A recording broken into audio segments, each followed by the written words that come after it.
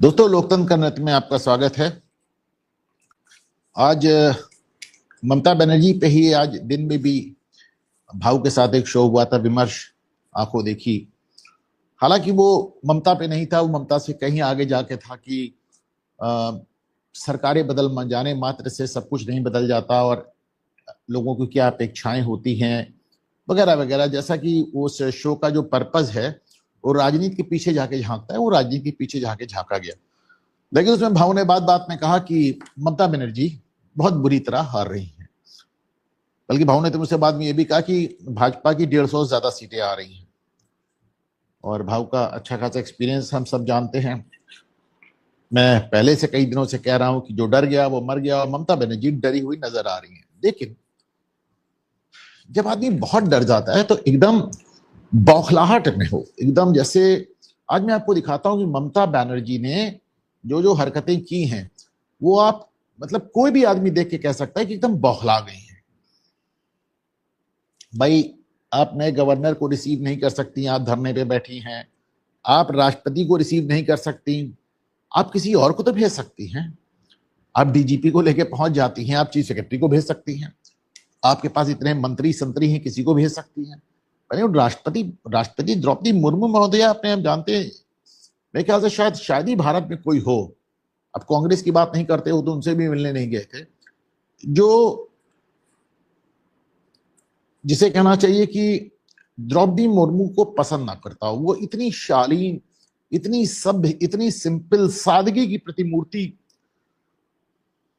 तो fellow student कह रहे हैं कि बौखलाई तो भाजपा भी है। आज उस पर भी बात करेंगे, भाजपा के बौखलाहट पे बात करेंगे भतीजे, तो निश्चिंत रहो। अच्छा, इसको देखें कि मैं समझता हूं कि उन जगहों पे ममता गलतियां कर रही जहां जरूरत नहीं है, और ये दिखाता है कि उनकी मानसिक स्थिति क्या है। आज अंतरराष्ट्रीय संथाल कॉन्फ्रेंस थी वेस्ट बंगाल में।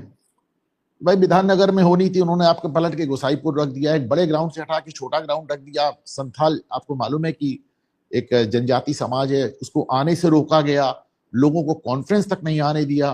तो जाहिर सी बात है, राष्ट्रपति महोदया थोड़ी दुखी थी, और एकदम बड़ा अनप्रेसिडेंटेड उन्होंने, जो कभी किसी को उन्होंने मेरे ख्याल से कभी दुख नहीं पहुंचाया होगा, वो आज उन्होंने सीधे ममता का नाम लेकर कमेंट किया। मैं उनके आपको 2 कमेंट दिखा रहा हूं। तो पहले तो उन्होंने कहा कि साहब, आदिवासियों को रोका गया, ममता सरकार के बर्ताव से बहुत दुखी थी। और दूसरे, प्रोटोकॉल प्रोटोकॉल का देखिए, उन्होंने एक बड़ी अच्छी बात कही, मुझे फर्क नहीं पड़ता मुझे प्रोटोकॉल मिले या ना मिले, पर भारत के राष्ट्रपति को प्रोटोकॉल ना मिले ये मुझे दुख देता है। देखिए, ये बात बड़ी है, इसको इस तरह समझिए कि नरसिम्हा राव की सोनिया गांधी से टूट इसी बात पे हुई थी। नरसिम्हा राव कहते थे कि सोनिया गांधी मुझे 15-15 मिनट फोन पे वेट कराती थी, मुझे मेरी औकात बताने के लिए। लेकिन जब मैं प्रधानमंत्री हो गया तो मुझे ये लगने लगा कि यार, भारत का प्रधानमंत्री लगातार एक सोनिया गांधी के फोन पे 15-15 मिनट फोन लिए बैठा हुआ है, मैडम अभी आ रही, मैडम तभी आ रही। तो मैंने उनसे कहा कि भाई, आप मुझे इंतजार कराती थी अलग बात है, आप भारत के प्रधानमंत्री को इंतजार मत कराइए। सोनिया को ये बर्दाश्त नहीं हुआ, और आप जानते हैं कि सोनिया को बर्दाश्त नहीं होता है तो नेपाल का ब्लॉकेट करा देती। उन्होंने मनमोहन सिंह का सोचा कि मैं इसे सत्ता से हटा दूंगा, मनमोहन सिंह सॉरी उन्होंने सोचा कि नरसिम्हा राव को मैं सत्ता से हटा दूंगी। नरसिम्हा राव राजनीति के ज्यादा चतुर खिलाड़ी निकले, उन्होंने सोनिया गांधी को ही सत्ता से किनारे कर दिया। तो पद का एक सम्मान होता है, पद का एक सम्मान होता है। सॉरी, मुझे पैर में कुछ गड़ा, मुझे लगा चूहा आ गया। हालांकि इस ऑफिस में चूहे हैं नहीं, पर मुझे ऐसा लगा, बहादुर था। तो पद का एक सम्मान होता है, और उन्होंने कहा कि राष्ट्रपति पद का जो प्रोटोकॉल नहीं दिया गया, उन्हें रिसीव नहीं किया गया। इमेजिन करें कि राष्ट्रपति कहीं पहुंचे और उनको रिसीव करने के लिए कोई ना हो, तो कितनी बेइज्जती की बात है। और उन्होंने कहा कि ममता मेरी छोटी बहन जैसी है, लेकिन शायद मुझसे नाराज हैं। तो चलिए, कोई बात नहीं, मुझे आप अच्छे से रहें, सिर्फ मैं यही चाहती हूं, जैसा उनका अपना अंदाज है। तो ममता बनर्जी को एकदम भड़क गई बुरी तरह से। ममता तो फिर ममता है, उन्होंने तो मतलब गाली गलौज नहीं दे रही, यही क्या काम है। उन्होंने पलट के राष्ट्रपति पर प्रहार कर दिया। अब देखिए, उन्होंने कहा कि अगर आप 50 बार आएंगी तो क्या मैं 50 बार आपको रिसीव करूंगी। जस्ट इमेजिन, आप कल्पना करके देखें कि भारत के राष्ट्रपति से कहा जा रहा है कि तुम 50 बार आओगी तो क्या मैं 50 बार तुमको रिसीव करूंगी? 50 बार गई हैं ये। आपको पिछली बार कब याद है कि राष्ट्रपति महोदया पश्चिम बंगाल गई? तो बदतमीजी की सारी सीमा, मतलब जिसे कहते हैं ना कि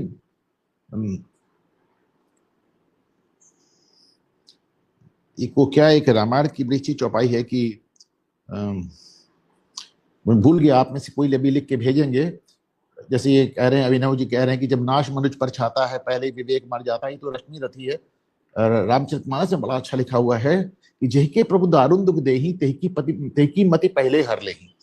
जिसको प्रभु ईश्वर दुख देना चाहते हैं ना, उसका मति भ्रम पहले हो जाता है। ये बात करने का तरीका है, आप शर्म आती है आप, मतलब वेरी डिसअपॉइंटिंग। फिर उन्होंने कहा कि आप भाजपा के एजेंडे में फंस गई हैं। इतनी ज्यादा अगर आपको आदिवासियों की परवाह थी तो मणिपुर क्यों नहीं चली गई, राजस्थान क्यों नहीं चली गई, महाराष्ट्र क्यों नहीं चली गई? यहां क्या करने आई है? देखिए, मतलब just imagine the way she is talking to the president of India. मतलब मुझे तो लगता है नहीं कि राष्ट्रपति का असम्मान करने के लिए उठा के जेल में ठूस देना चाहिए। क्या बदतमीजी। दूसरी बात, ममता कर क्या रही है? ममता कल पूरे दिन धरने पे बैठी रही, पूरी रात धरने पे बैठी रही। अब कंफर्टेबल 5 स्टार इंतजाम है, पूरी रात धरने पे वहीं पे सोई, सुबह से फिर धरने पे बैठी हैं। तो आप एक बात बताएं, नरेंद्र मोदी, अमित शाह, भारतीय जनता पार्टी की जो स्टेट यूनिट है, सारे मध्यम लेवल के नेता, आरएसएस के नेता, इस देश इधर उधर के नॉर्थ ईस्ट के मुख्यमंत्री, सबके सब बंगाल का दौरा कर रहे हैं, सभाएं कर रहे हैं। ममता बनर्जी कहीं नहीं जा रही, वो वहीं पे बैठी हुई। और क्या वो कह रही है कि एसआईआर में बेईमानी, एसआईआर में बेईमानी हुई और मतदाता सूची से मनमाने तरीके से नाम हटाए जा रहे हैं। बीजेपी और चुनाव आयोग बंगाली मतदाताओं को वोट देने से रोकने की साजिश कर रहे हैं। मैं इस साजिश को बेनकाब करूंगी। कैसे बेनकाब करोगी? कैसे करोगी? 6 महीने से गाना गा रही हो, उसके बाद आप जाकर सुप्रीम कोर्ट भी हुआई, कपिल सिब्बल को भी ले गई, आप भी काला दुपट्टा लपेट के सीनियर एडवोकेट बन गई, सब कुछ कर डाला आपने। अपनी कलकत्ता हाई कोर्ट से लॉ की डिग्री भी निकाल ली, सब कुछ कर डाला आपने। और कैसे बेनकाब करोगी भाई? कोई बुर्का पहने थोड़ी खड़ा है कि जाके बुर्का खोल दोगी। कैसे बेनकाब करोगी? हर तरह से जितनी बातें तुम कह सकती थी सब तुमने कर ली, जितना कुछ आप कर सकती थी आपने कर लिया। फिर यहाँ पे जो एसआईआर हो रहा है, करा कौन रहा है? कौन करा रहा है एसआईआर? कलकत्ता हाई कोर्ट के चीफ जस्टिस करा रहे हैं, chief justice of India Suryakant के कहने पर। इसकी आज की तारीख में कलकत्ता, मतलब 60 लाख से ज्यादा नाम, 62 लाख चले गए और 60 लाख ही और अंडर स्टडी। ये सब देख कौन रहा है? Judicial officer. जुडिशियल ऑफिसर को मॉनिटर कौन कर रहा है? Calcutta high court chief justice, उनको आदेश दिया है चीफ जस्टिस ऑफ इंडिया ने। तो किस पे इल्जाम लगा रही हो यार? और जितना तुमको बोलना तो तुम बोल चुकी ना, जितना तुम्हें कहना तुम कह चुकी, यहां से लेके सुप्रीम कोर्ट तक। फिर भी तुम वहां बैठी हो, तुम प्रचार के लिए नहीं निकल रही हो। अब आप देखिए, मैं आपको एक बात बताऊं, राहुल गांधी को देखिए, मतलब उस मैं क्या कहूं राहुल गांधी को, उनके अंदर भी इतनी चुनावी समझ है। जब वो बिहार में चुनाव लड़ने जाते हैं तो कहते हैं वोट चोरी हो गई, पर जब केरल में जाते हैं तो नहीं कहते हैं वोट चोरी हुई। जब वो चुनाव के पहले कहते हैं कि हम जीतेंगे और चुनाव के बाद कहते हैं ईवीएम चोरी हुई। बात को समझिए, बहुत महीन बात बता रहा हूं। चुनाव के पहले अगर आप कह देंगे ईवीएम चोरी हो गई या ईवीएम बेईमान है, तो फिर आपका जो मतदाता है वो हतोत्साहित हो जाएगा, वो डर जाएगा, यार कोई फायदा ही नहीं वोट डालने का, हमारा नेता कह रहा है कि ईवीएम गड़बड़। ईवीएम आप चुनाव के दौरान कहते हैं हम ही जीतेंगे।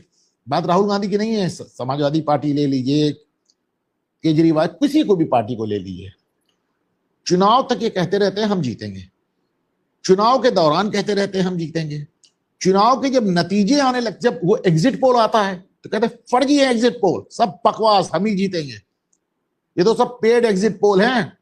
उसके बाद सवेरे से आप टीवी पे बैठी जब रुझान आना शुरू करते हैं तो कहते हैं ये तो इनिशियल रुझान है, अभी देखिएगा बाजी पलट जाएगी। और उसके जब सुपड़ा साफ होता है ईवीएम गड़बड़। यानी ईवीएम गड़बड़ वो तब तक नहीं कहते जब तक उनको 1% भी उम्मीद रहती। जब वो पूरी तरह हार जाते हैं, नंगे होकर खड़े हो जाते हैं, ओनली देन दे से, तभी वो कहते हैं कि ईवीएम गड़बड़ है। उसके पहले वो नहीं कहते। राहुल गांधी बिहार में जानते थे हम हार जाएंगे तो बोले वोट चोरी हो रही है। केरल में नहीं कह रहे, केरल में भी एसआईआर हो रहा है, केरल में नहीं कह रहे। केरल में उनको मालूम है कि अभी स्थानीय चुनाव में कांग्रेस जीती है, मजे की जीती, स्वीप की है। उन्हें ये भी मालूम कि इस बार कांग्रेस की सरकार आने के पूरे चांसेस हैं। वहां नहीं कह रहे हैं कि वोट चोरी हो गया, वहां नहीं कह रहे हैं ईवीएम गड़बड़ है। तो जब आप चुनाव के पहले इस तरह की बातें करते हैं तो आप 3 काम करते हैं। ममता 3 काम कर रही है। पहला काम, वो अपने टीएमसी के वोटर को हतोत्साहित कर रही है। दूसरा काम, वो भाजपा के वोटर को प्रोत्साहित कर रही है, इनकरेज कर रही है। हतोत्साहित इज डिस्करेज, प्रोत्साहित इज इनकरेज।